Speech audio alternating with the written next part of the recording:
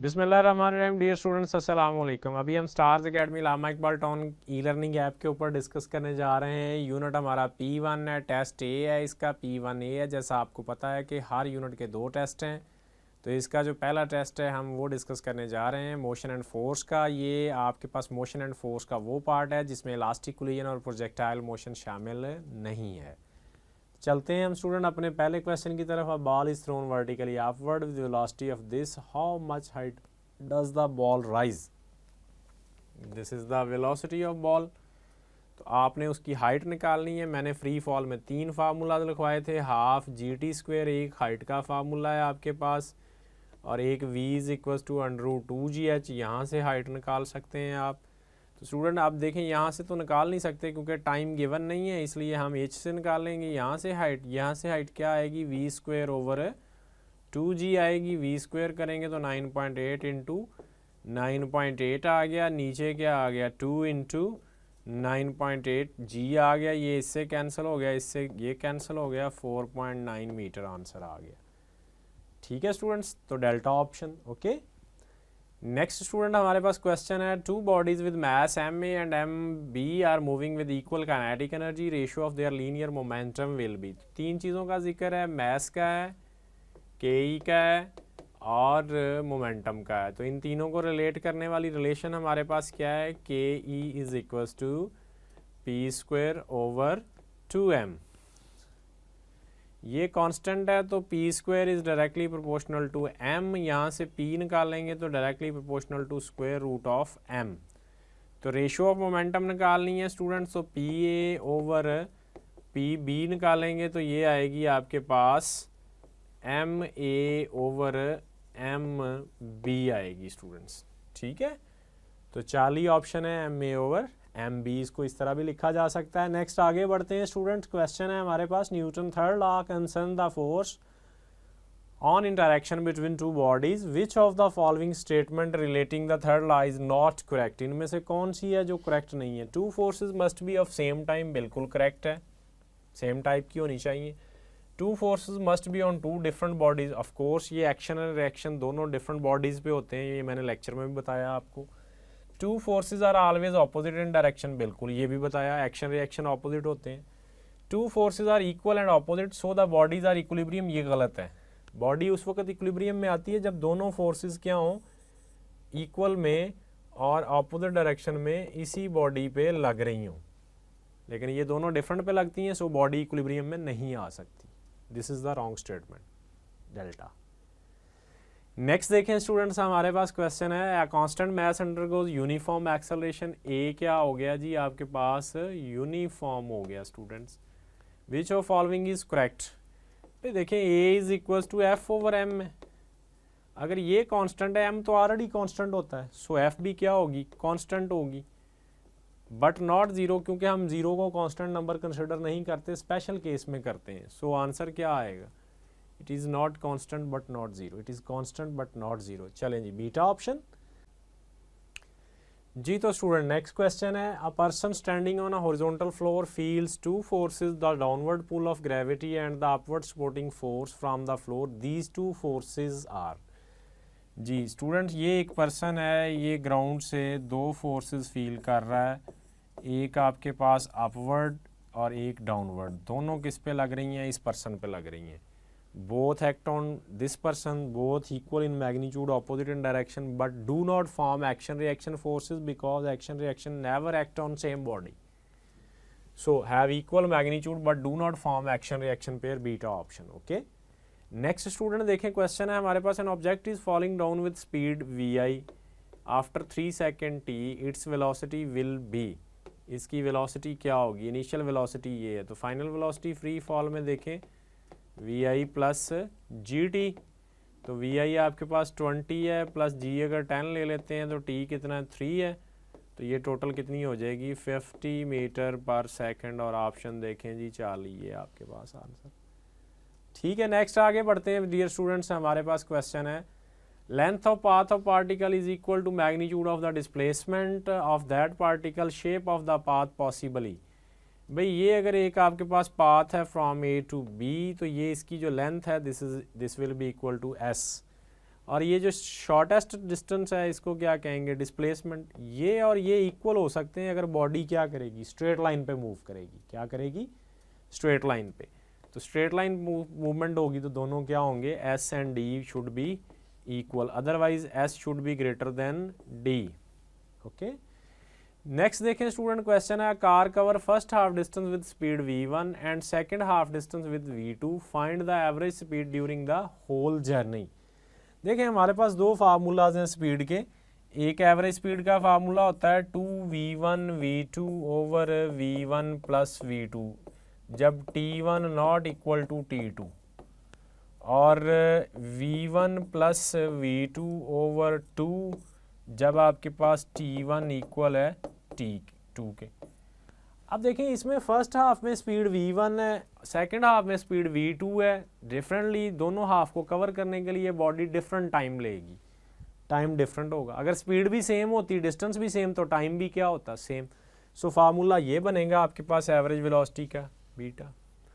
अगर आप कहते हैं हमें कुछ समझ नहीं लग रही कि क्या हो रहा है, कौन सी चीज़ सेम है कौन सी डिफरेंट है, तो आप फार्मूला ये लगा दें, S1 S2 जितने भी डिस्टेंसेस हैं डिवाइड कर दें आप किसके ऊपर, t1 plus t2 plus t3 जितने भी टाइम है। ठीक है, नॉर्मली टाइम गिवन नहीं होता तो टाइम कैसे निकाल लेते हैं, t1 निकालेंगे S1 ओवर v1, इस तरह से निकाल लेते हैं। ओके, तो बीटा ऑप्शन। नेक्स्ट देखें students, an experiment is done to measure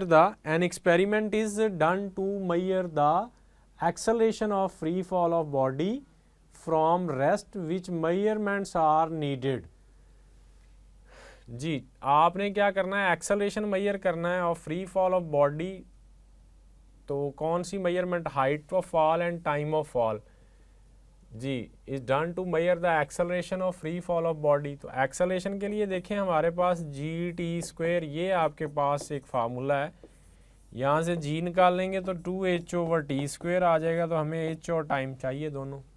ठीक है, नेक्स्ट स्टूडेंट आगे देखें, क्वेश्चन नंबर 10 है हमारे पास, if slope of velocity time graph gradually decrease the body is said to be moving with. Slope gradually क्या कर रही है, डिक्रीज। ग्रेजुअली डिक्रीजिंग स्लोप ये होती है स्टूडेंट्स। फाइनली यहाँ पे क्या हो गई है, 0। This is velocity and this is time. But acceleration इसमें क्या होता है, पॉजिटिव होता है, नेगेटिव नहीं होता। पॉजिटिव एक्सेल, नेगेटिव तब होगा जब ये लाइन क्या करेगी, यहाँ से ये नेगेटिव स्लोप दे देगी। ठीक है, नेक्स्ट देखें question number 11, diagram shows a velocity time graph for a car. ये एक velocity, what is the distance travel during the first 4 seconds. देखें जी, डिस्टेंस ट्रेवल होता है एरिया अंडर द ग्राफ। तो इस ग्राफ के अंडर एरिया जो आएगा वो ये एक ट्रायंगल आएगी, और स्टूडेंट ये क्या आएगा, एक रेक्टेंगल आएगी। इस ट्रायंगल का एरिया निकालेंगे तो 1/2 बेस। इसकी बेस देखें तो कितने सेकंड है, ये 2 होगा, ये 3 होगा, ये 4। और इसकी हाइट यहाँ से देखें, ये ट्रायंगल की हाइट यहाँ से यहाँ तक, यहाँ से यहाँ तक 2 से 12 तक क्या, तो कितनी आ जाएगी 10। प्लस इसमें हम ये वाला एरिया शामिल करेंगे, ये रेक्टेंगल है, हाइट कितनी 2, लेंथ कितनी 4, 2 × 4। तो ये स्टूडेंट हो गया आपके पास 20 + 8 = 28 मीटर। तो delta option.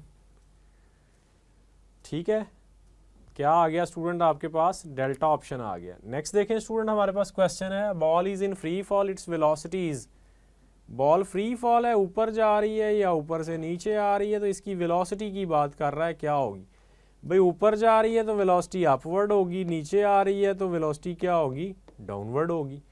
Upward during ascent होगी एंड डाउनवर्ड ड्यूरिंग डिसेंट होगी। एक्सेलरेशन हमेशा किधर रहेगा, डाउनवर्ड ही रहेगा। Acceleration should be downward. जी तो स्टूडेंट नेक्स्ट क्वेश्चन है, what is the principle of conservation of momentum. Force is equal to rate of change of momentum. This is the definition of second law. Momentum is the product of velocity. This is the definition of momentum. Total momentum of system remains constant provided no external force act on it. This is the statement of second law. Total momentum of two bodies after collision is equal to total momentum before collision provided no external force act on it. So this is the statement of Newton conservation of momentum.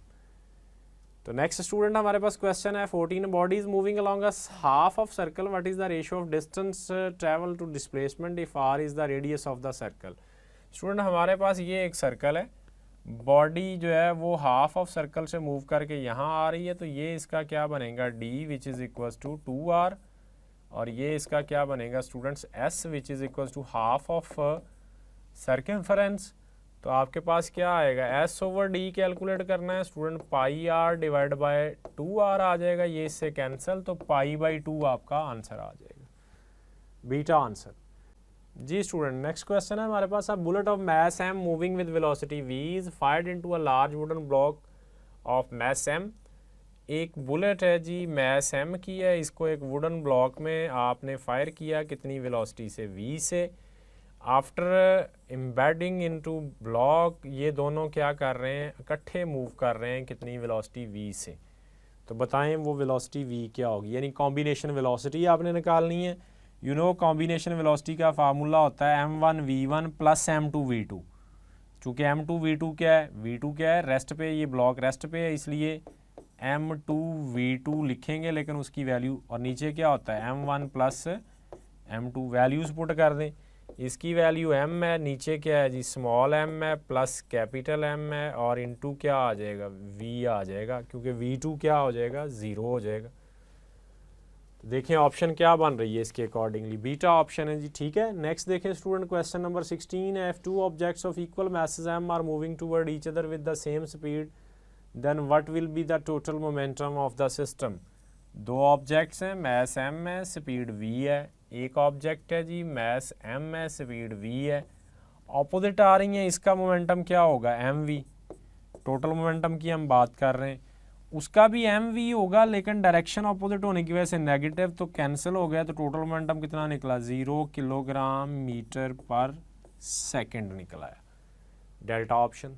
Okay next देखें student, अगला question है हमारे पास 17, action and reaction forces referred in Newton third law of motion must act upon same body, no, must act upon different bodies, yes, need not to be equal in magnitude, no, it should be equal in magnitude, must be equal in magnitude but need not have same line of action, no, same line of action is compulsory।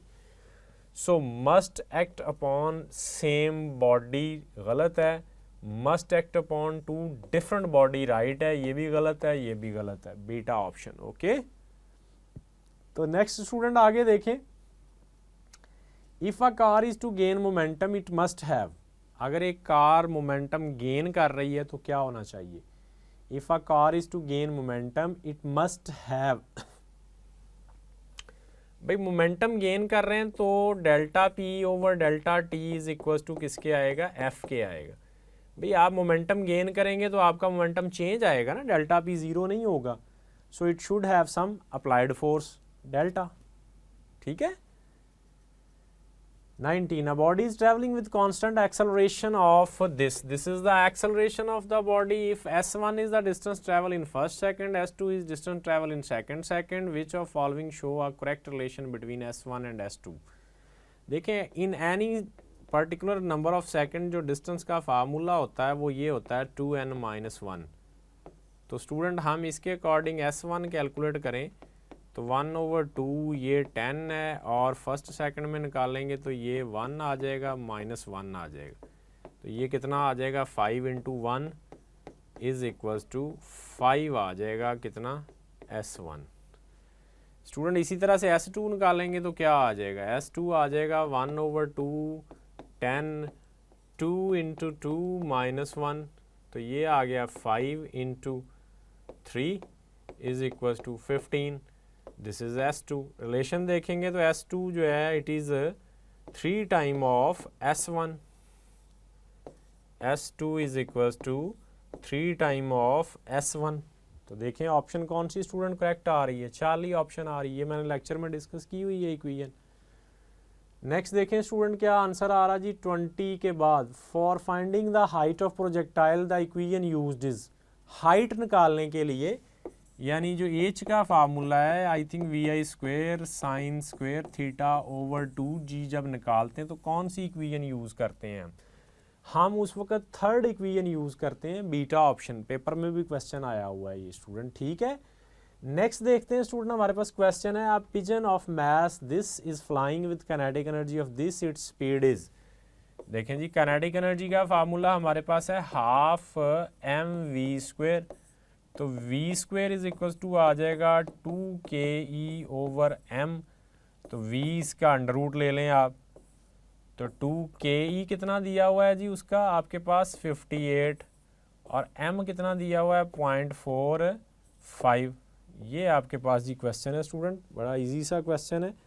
अब हम इसको solve कर लेते हैं student. ये हमारे पास आ जाएगा तकरीबन 116 और ये आ जाएगा 0.45। इसको ख़त्म करें तो 2 ज़ीरो लगा लें आप यहाँ पे, ठीक है। तो ये आपके पास क्या आ गया, v आ गया। तो स्टूडेंट्स ये देखें, अब आपके पास नीचे जो है इसको मैं अप्रॉक्सीमेटली अगर 50 लिख लूँ तो मेरे लिए ज़रा ज़्यादा आसान होगा। 50 कर दें तो ये 0 इससे क्या, ये 2 आ गया, ये 3 आ गया, और 1 तो 2 आ गया, 232। 232 का स्क्वायर रूट लें तो अप्रॉक्सीमेटली कितना आता है, 16 आता है स्टूडेंट्स, ठीक है। 40 ऑप्शन। नेक्स्ट देखें स्टूडेंट, हमारे पास क्वेश्चन है distance covered by free falling body in 2 second will be. भाई 2 सेकंड में जो distance body free fall cover करती है वो निकालें कितना होगा। s कैलकुलेट करना है, we have to calculate s। तो s इज इक्वल टू आ जाएगा हाफ gt², ये मैंने बताया था 5t² भी लिख सकते हैं इसको, तो 5 × 2 का स्क्वायर आ गया 4, तो 20 मीटर आ जाएगा जी डिस्टेंस अप्रॉक्सीमेटली। अब चूंकि g 9.8 लेंगे तो 19.6 आ जाएगा, बीटा ऑप्शन, ओके।